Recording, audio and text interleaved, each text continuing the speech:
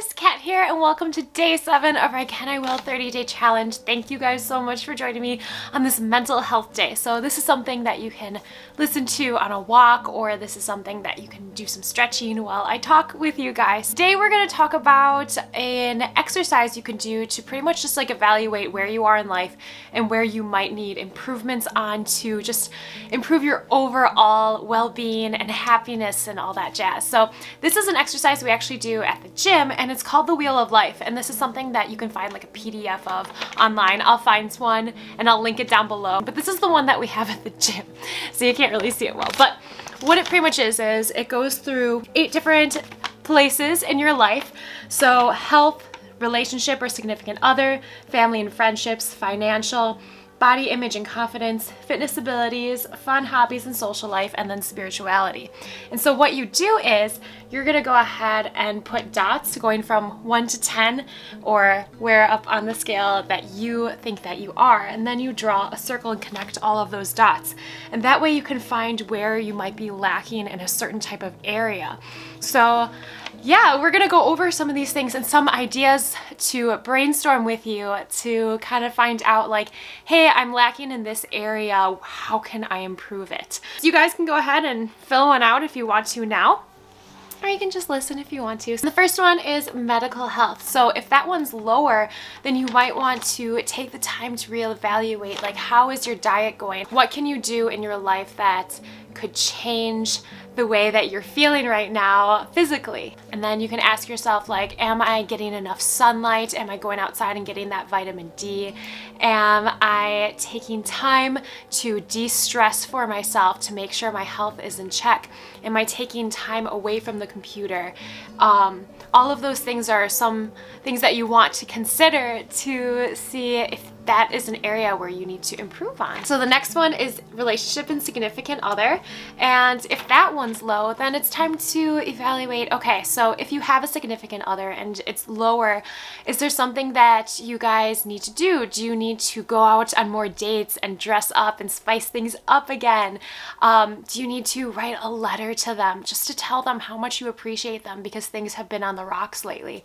Because if you go into your relationship and you're already upset with them, and every time you talk to them, they're gonna feel those vibes, and that's just gonna snowball into more angry vibes and stuff. So it's time to break that cycle. What can you do for them? And not in a way like, well, if I do this for them, then what are they gonna do for me? This is more of, what? No, you know what, I'm gonna give. What can I do for them to improve our relationship? Maybe even if you guys went out and did some dancing, if that's available to you now in this time, or do you guys need to take some time away from work? Do you need to schedule maybe like 15 to 20 minutes where you guys just catch up, no electronics, no technology, anything like that, and you just get to really connect with each other again?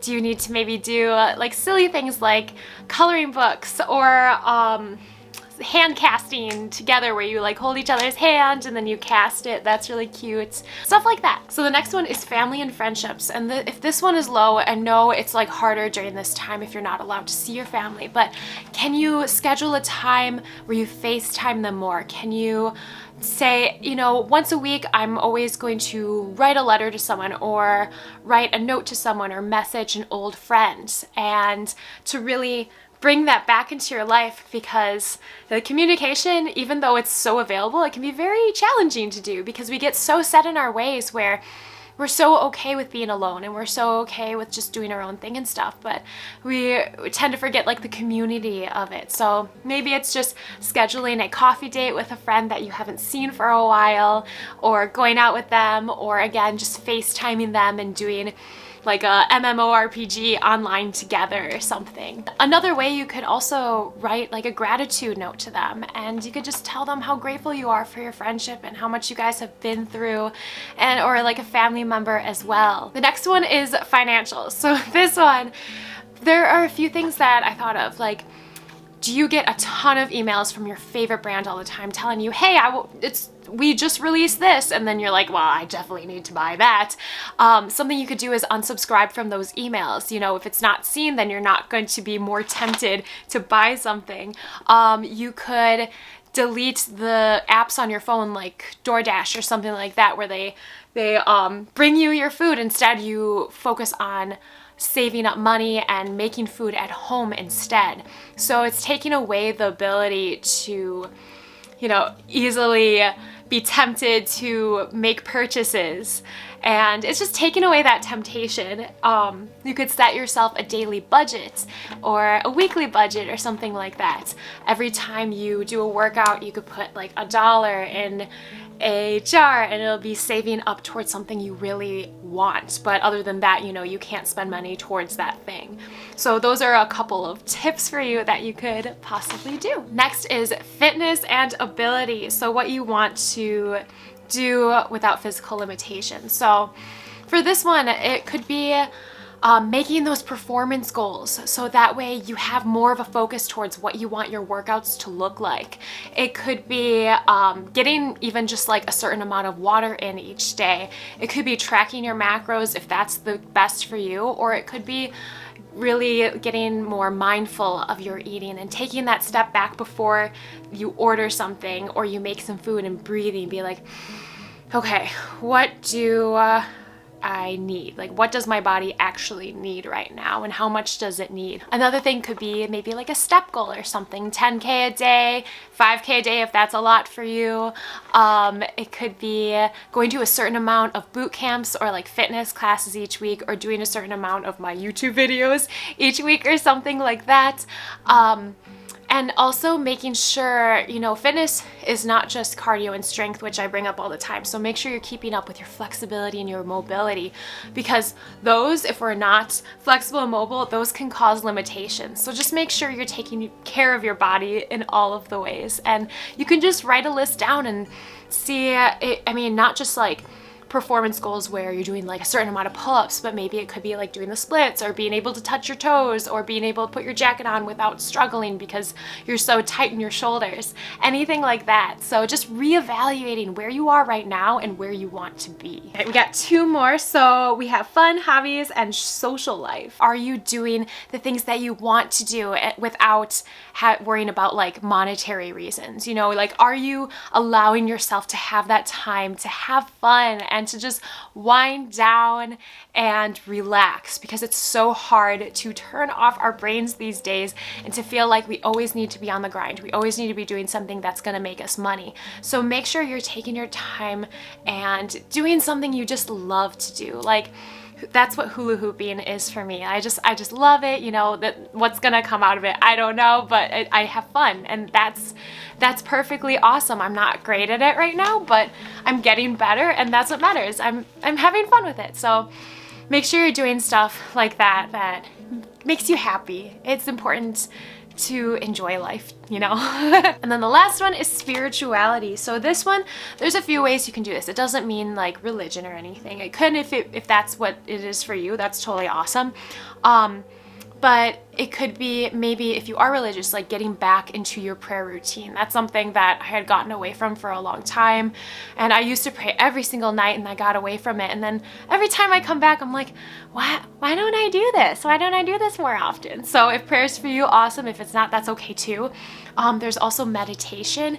And by meditation, I don't just mean, you know, sitting in silence. Like, that's great. I think that's really an important practice to do, because I really do believe that meditation like that is the homework, and then the actual test of meditation is in real life. So it's like when something happens in the traffic, then okay, we bring it back to the homework that we did, and then we calm ourselves down in the actual test of real life.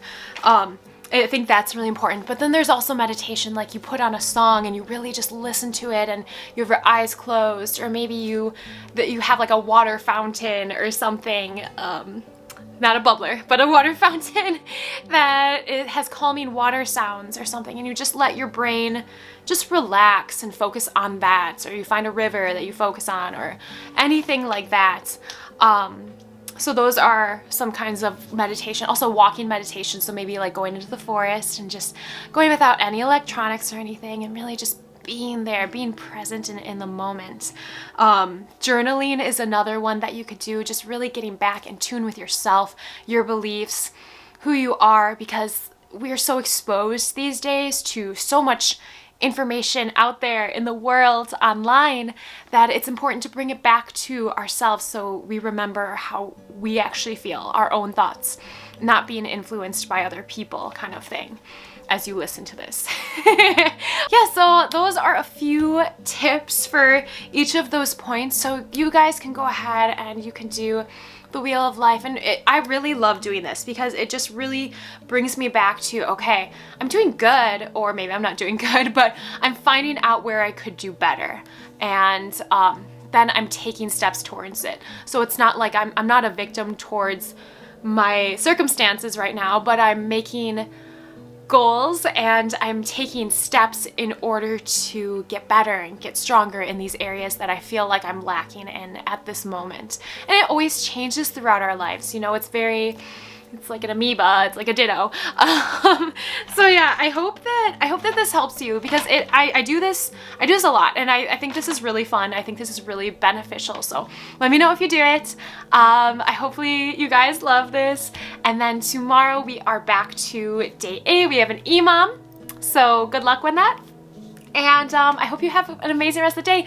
Please do like the video before you go. That really helps me out. And also comment. That helps me out as well. And this video reach more people. Share it with anyone you think might need to hear this. It might help them in their life, you know. All right, guys, I will see you soon. RAWRR.